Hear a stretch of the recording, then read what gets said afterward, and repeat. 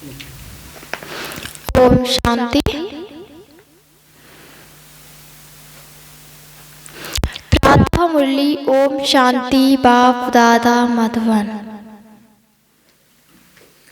आज बाबा क्या कहते हैं? मीठे बच्चे, यह तुम्हारी वानप्रस्थ अवस्था है, इसलिए एक बात को याद करना है। निर्वाण धाम में चलने की तैयारी करनी है। आज का प्रश्न है, बाप के पास किस बात का भेद नहीं है? उत्तर है, गरीब व साहूकार का। हर एक को पुरुषार्थ से अपना ऊंच पद पाने का अधिकार है। आगे चल सबको अपने पद का साक्षात्कार होगा। बाबा कहते हैं, मैं हूं गरीब निवाज। इसलिए अभी गरीब बच्चों की सब आशाएं पूरी होती हैं। यह अंतिम समय है। किसकी दबी रहेगी धूल में और किनकी राजा खाए। जो बाप को इंश्योर करते हैं उनका सफल होता है। गीत है आज, आखिर वह दिन आया आज, जिस दिन की थी हमें तलाश। ओम शांति। इसका अर्थ तो बिल्कुल सिंपल है। हर एक बात सेकंड में समझने की है। सेकंड में बाप से वर्षा लेना है। बच्चे जानते हैं कि बेहद का बाप आ गया है, परंतु यह निश्चय भी कोई को स्थायी बैठता नहीं है। परंतु निश्चय कोई को स्थायी बैठता नहीं है। जैसे लौकिक संबंध में माँ को बच्चा पैदा होता है तो झट समझ जाता है कि यह जन्म दे और पालना करने वाली है, तो यहाँ भी झट समझना चाहिए ना। अब तुम बच्चे जानते हो, भक्ति के बाद ही भगवान आते हैं। अब भक्ति कितना समय चलती है, कब शुरू होती है, यह दुनिया में कोई नहीं जानते सिवाय तुम बच्चों के। तुम बता सकते हो भक्ति कब से शुरू हुई। मनुष्य तो कहेंगे परंपरा से चली आती है। ज्ञान और भक्ति दो चीजें जरूर है। कहते हैं ये अनादि चलती आती है, परंतु अनादि का भी अर्थ नहीं समझते। यह ड्रामा का चक्र अनादि काल से फिरता रहता है, उनका आदि अंत नहीं है। मनुष्य तो गप्पोरे लगाते रहते हैं, कभी कहते इतने वर्ष हुए, कभी कहते हैं इतने वर्ष हुए। बाप आकर सब सिद्ध कर बताते हैं, शास्त्र आदि पढ़ने से कोई बाप की प्राप्ति तो नहीं होगी। बाप की प्राप्ति तो सेकंड में होती है। सेकंड में जीवन मुक्ति, यह भी किसी को पता नहीं कि बाप कब आते हैं। बाप की आयु लंबी कर दी है। अब बाप तो जानते हैं और बच्चे भी सब कुछ जानते हैं, परंतु वंडर यह है जो 10-20 वर्ष में भी कोई को पूरा निश्चय नहीं होता है। निश्चय होने के बाद फिर तो कभी कह न सके कि यह हमारा बाप नहीं है। भी बहुत सहज। तुमको तो बच्चा बनने में भी बहुत टाइम लगा है। 10-20 वर्ष में भी पूरा निश्चय नहीं हुआ है। अब तुम किसी को परिचय देते हो तो सेकंड में निश्चय हो जाता है। जनक की बात भी पिछाड़ी की है, क्योंकि दिन प्रतिदिन बहुत सहज होता जाता है। ऐसी अच्छी पॉइंट्स निकलती हैं जो झट किसी को निश्चय हो जाए। बाप कहते हैं बच्चे अशरीरी भव, यह जो अनेक देह की धर्म है उनको छोड़ो। असुर तो एक धर्म था ना, एक से ही वृद्धि होगी ना, यह है ही वैरायटी मनुष्य सृष्टि झाड़। मनुष्यों की बात है वैरायटी धर्मों के झाड़ को भी जानना पड़े। धर्मों की कॉन्फ्रेंस होती है परंतु उन्हों को पता ही नहीं कि पहले पहले पूज्य धर्म कौन सा है। बुद्धि में आना चाहिए भारत प्राचीन धर्म वाला है, तो जरूर प्राचीन धर्म परमपिता परमात्मा ने ही रचा होगा। भारत में गाया भी जाता है शिव जयंती, मंदिर भी है ढेरों के ढेर, तो सबसे बड़े से बड़ा मंदिर बाप का है, निर्वाण धाम, जहां हम आत्माएं भी बाप के साथ रहती हैं। मंदिर रहने का स्थान होता है ना, तो यह महतत्व कितना बड़ा मंदिर है। तुम्हारी बुद्धि में आना चाहिए कि ब्रह्म तत्व तो जो सबसे ऊंचे से ऊंचा मंदिर है। हम सब वहां के रहने वाले हैं। वहां सूर्य चांद नहीं होते क्योंकि रात दिन नहीं होता। असल हमारा रूहानी मंदिर वह निर्वाण धाम है, वही शिवालय है जहां हम शिव बाबा के साथ रहते हैं। शिव बाबा कहते हैं मैं उस शिवालय का रहने वाला हूँ। वह है बेहद का शिवालय। तुम शिव के बच्चे भी वहां रहते हो। वह है इनकॉर्पोरियल शिवालय। फिर कॉर्पोरियल में आते हैं तो यहाँ रहने का स्थान बनेगा। अभी शिव बाबा यहाँ है, इस शरीर में बैठा हुआ है। यह है चैतन्य शिवालय जिससे तुम बातचीत कर सकते हो। वह निर्वाण धामी शिव बाबा का शिवालय है जहां हम आत्माएं रहती हैं। वह घर सबको याद पड़ता है। वहां से हम आते ही पाठ बजाने सतो रजो तमो में, उसमें हर एक को आना ही है। यह बात दुनिया में किसी की बुद्धि में नहीं है।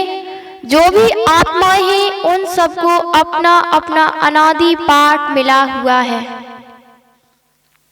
जिसकी न आदि है और न अंत है। तुम बच्चे जानते हो हम असुर उस शिवालय के रहने वाले हैं। शिव बाबा जो स्वर्ग स्थापन करते हैं उनको भी शिवालय कहा जाता है। शिव बाबा का स्थापन किया हुआ स्वर्ग, वहां भी बच्चे ही रहते हैं। उन्हों को यह राज्य भाग्य कैसे मिला? वह सतयुग का आदि, अभी है कलयुग का अंत। तो सतयुग में देवी देवताओं को हेवन का मालिक किसने बनाया? यहाँ भी कितने अच्छे अच्छे खंड हैं।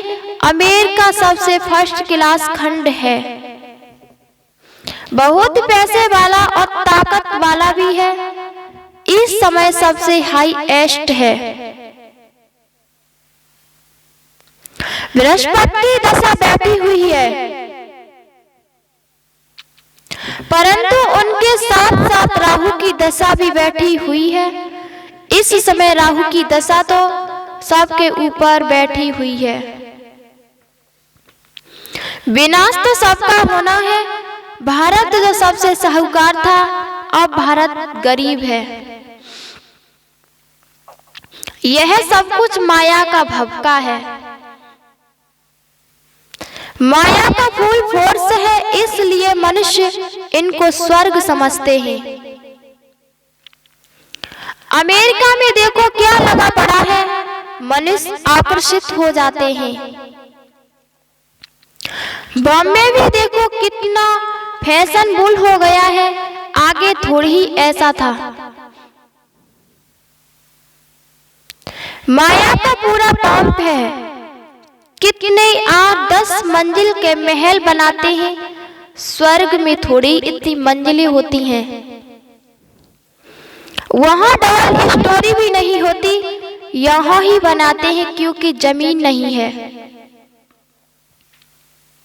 जमीन का बहुत भाव बढ़ गया है, तो मनुष्य समझते हैं यही स्वर्ग है। प्लान बनाते रहते परंतु कहते हैं नर चाहत कुछ और। मनुष्य कितनी चिंता में रहते हैं।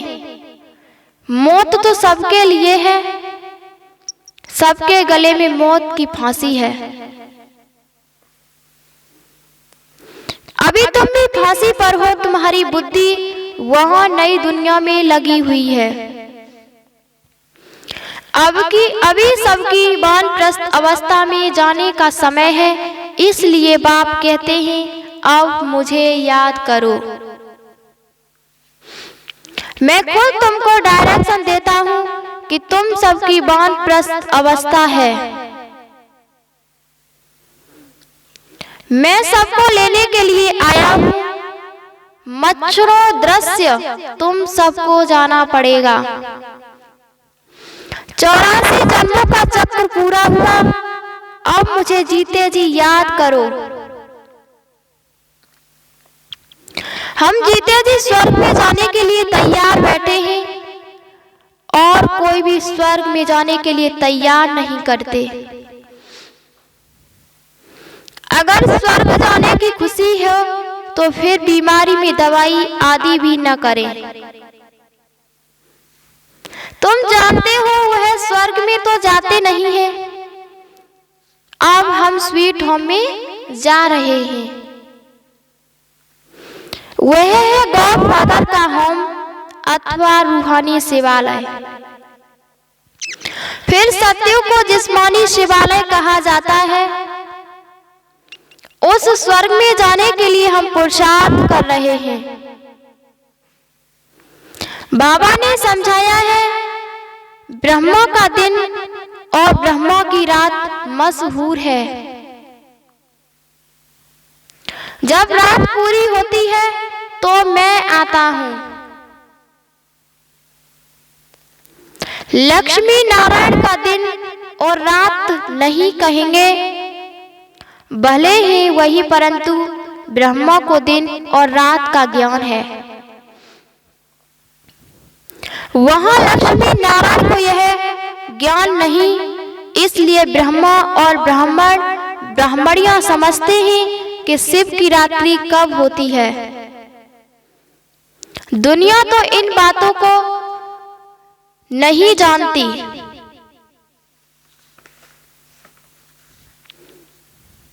शिव है निराकार, वह कैसे आए यह भी पूछना पड़े ना। शिव जयंती पर तुम बहुत सर्विस कर सकते हो। राजधानी स्थापन हो रही है। अभी बहुत छोटा झाड़ है और इस झाड़ को तूफान आते हैं और झाड़ों को इतने तूफान नहीं आते। उसमें तो एक की पिछाड़ी और सब आते जाते हैं। यहाँ तुम्हारा नया जन्म है। माया के तूफान भी सामने खड़े हैं और किसी को तूफान का सामना नहीं करना पड़ता। यहाँ धर्म की स्थापना में माया के तूफान आते हैं। बहुत ऊंची मंजिल है। विश्व का बादशाह बनना है, कोई नई बात नहीं है। अनेक बार तुमने इस तूफान से पार होकर अपना राज्य भाग्य लिया है। जो जिस रीति पुरुषार्थ करता है उनका साक्षात्कार होता रहता है। जितना आगे चलेंगे तुमको साक्षात्कार होगा कि यह कौन सा पद पाएंगे। मालूम तो पड़ता है ना कि यह कैसा पुरुषार्थ करता है। गरीब अथवा साहूकार की बात नहीं है, गीत भी सुना कि आखिर वह दिन आया आज। गरीब निवास बाबा आया है। बाबा कहते हैं मुझे कोई साहूकारों को धन नहीं देना है। वह तो है ही साहूकार, उन्हों के लिए तो स्वर्ग यहाँ है, करोड़पति हैं। आगे करोड़पति कोई मुश्किल होता था, अभी तो करोड़ मनुष्यों के पास दीवारों में छिपे पड़े हैं। परंतु यह किसी के काम आने नहीं है। पेट कोई ज्यादा नहीं खाता है, ठगी से पैसे इकट्ठे करने वाले को नींद नहीं आती है। पता नहीं कहाँ गवर्नमेंट छपा न मारे। बाप कहते हैं याद रखना यह अंतिम समय है, अब किसकी दबी रहेगी धूल में और किनकी राजा खाए। सफल होगी साईं जो सफल उसी की होए जो राम नाम धनी के लगाए। धनी तो अब स्वर्ग का मालिक बनाते हैं। अब तुम बाप के पास अपने को इंश्योर करो, मौत तो सामने खड़ा है। सब आशाएं तुम्हारी अब पूरी होती हैं। बाप गरीबों को उठाते हैं, साहूकार का 1000, गरीब का 1 रुपया एक समान। अक्सर करके गरीब ही आते हैं, किसका 100 पगार, किसका 150। दुनिया में मनुष्यों के पास तो करोड़ हैं। उनके लिए यह स्वर्ग है, वह कभी नहीं आएंगे, न बाबा को दरकार है। बाबा कहेंगे तुम भल अपना मकान आदि बनाओ, सेंटर खोलो, हम पैसा क्या करेंगे, हम पैसे का क्या करेंगे। सन्यासी लोग तो बहुत प्लेट आदि लेते बनवाते हैं, उनके पास बहुत मिल्कियत रहती है। यह रथ भी अनुभवी है। अब मैं आया हूँ गरीबों को साहूकार बनाने। तो अब हिम्मत करो, करोड़पति जो है उनके पैसे कोई काम में आने वाले नहीं हैं। यहाँ पैसे आदि की कोई बात नहीं है। बाप सिर्फ कहते हैं मन मना भव, खर्चे की कोई बात नहीं। यह मकान बनाया है वह भी बड़ा सिंपल, सो भी अंत समय तुम्हारे ही रहने के लिए है। तुम्हारा यादगार यहाँ खड़ा है, अभी फिर चैतन्य में स्थापना कर रहे हो, फिर यह जड़ यादगार खल्लास हो जाएंगे। तुमको यह लिखना चाहिए कि आबू में आकर जिसने ये मंदिर नहीं देखा और इन्हों के ऑक्यूपेशन को नहीं जाना तो कुछ नहीं देखा। तुम कहेंगे हम वही चैतन्य में अब बैठे हैं। इन जड़ चित्रों का राज समझा सकते हैं, कहेंगे यह हम हैं। हमारा जड़ यादगार बना हुआ है। वंडरफुल मंदिर यह है।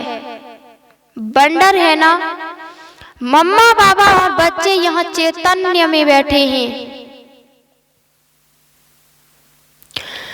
वहां जड़ चित्र खड़े हैं, मनुष्य है, यह शिव, ब्रह्मा, जगत अम्मा और लक्ष्मी नारायण कितना अच्छी रीति समझाते हैं, फिर भी बाप का बन और बाप को फारकती दे देते हैं। यह भी कोई नई बात नहीं। बाप का बन फिर भागंती हो जाते हैं। भागंतियों का भी हम चित्र रख सकते हैं। अगर पक्का निश्चय है तो अपना राजाई का चित्र बना लो, तो स्मृति रहेगी, हम भविष्य में डबल सिरताज स्वर्ग के मालिक बनेंगे। अगर बाप को छोड़ दिया तो ताज गिर पड़ेगा। यह बड़ी वंडरफुल बात समझने की है। बाप को याद करो, उनसे ही वर्षा मिलता है, उसको ही सेकंड में जीवन मुक्ति कहा जाता है। भविष्य के लिए बाबा तुमको लायक बना रहे हैं। मनुष्य का दान पुण्य करते हैं दूसरे जन्म के लिए, वह अल्पकाल की प्राप्ति। तुम्हारी तो इस पढ़ाई से भविष्य 21 जन्मों के लिए प्रारब्ध बनती है। कोई इस माता पिता की आज्ञा पर पूरा चले तो एकदम तर जाए। माता पिता भी खुश होंगे। अमल में नहीं लाते हो तो पद भी कम हो जाता है। शिव बाबा कहते हैं, मैं निष्कामी हूँ, अभोक्ता हूँ, मैं यह टोली आदि कुछ भी नहीं खाता हूँ। विश्व की बादशाही भी तुम्हारे लिए है, यह खान पान भी तुम्हारे लिए है। मैं तो सर्वेंट हूँ, मेरे आने का टाइम भी मुकर्रर है। कल्प कल्प अपने बच्चों को राज्य भाग्य देकर मैं निर्वाण धाम में बैठ जाता हूँ। बाप को सल कोई न भूले, बाप तो तुमको स्वर्ग की बादशाही देने आए हैं, तो भी तुमको उनको भूल जाते हो। किसी को बाप का परिचय देने का भी बहुत सहज तरीका बताया है। पूछो परमपिता परमात्मा से आपका क्या संबंध है। प्रजापिता ब्रह्मा से आपका क्या संबंध है। दोनों बाप हैं, वह निराकार है और यह साकार है। बाप को सर्वव्यापी कहने से वर्षा कैसे मिलेगा। श्रीमत भगवान की मिलती है, श्रीमत से ही तुम श्रेष्ठ से श्रेष्ठ बनते हो। अच्छा, मीठे मीठे सीखिए बच्चों प्रति माता पिता बाप दादा को याद प्यार और गुड मॉर्निंग। रूहानी बाप की रूहानी बच्चों को नमस्ते। हम रूहानी बच्चों की रूहानी माता पिता बाप दादा को याद प्यार और गुड मॉर्निंग। नमस्ते नमस्ते नमस्ते। धारणा के लिए मुख्य सार है। पहली पॉइंट है, माया के तूफानों को पार करते हुए बाप से पूरा पूरा वर्षा लेना है। माता पिता की आज्ञा को अमल में लाना है। दूसरी पॉइंट है, पुरानी दुनिया को भूल नई दुनिया को याद करना है। मौत के पहले बाप के पास स्वयं को इंश्योर कर देना है। आज का वरदान है, बालक को मालिक की सीढ़ी चढ़ने और उतरने वाले बेफिक्र डबल लाइट भव। सदा यह स्मृति रहे कि मालिक के साथ बालक भी है और बालक के साथ मालिक भी है। बालक बनने से सदा बेफिक्र डबल लाइट रहेंगे और मालिक अनुभव करने से मालिकपन का रूहानी नशा रहेगा। राय देने के समय मालिक और जब मेजॉरिटी फाइनल करते हैं तो उस समय यह बालक और मालिक बनने की भी एक सीढ़ी है। यह सीढ़ी कभी चढ़ो कभी उतरो, कभी बालक बन जाओ कभी मालिक बन जाओ तो किसी भी प्रकार का बोझ नहीं रहेगा। आज का स्लोगन है, जो पुरुष आत्मा समझ रत शरीर द्वारा कार्य कराते हैं वही सच्चे पुरुषार्थी है। ओम शांति। लवलीन स्थिति का अनुभव करो। सेवा व स्वयं की चढ़ती कला में सफलता का मुख्य आधार है। एक बाप से अटूट प्यार,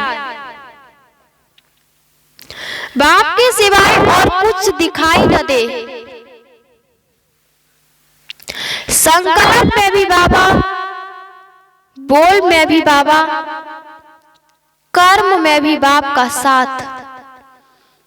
ऐसी लवलीन स्थिति में रह एक शब्द भी बोलेंगे तो वह स्नेह के बोल दूसरी आत्मा को भी स्नेह में बहा देंगे।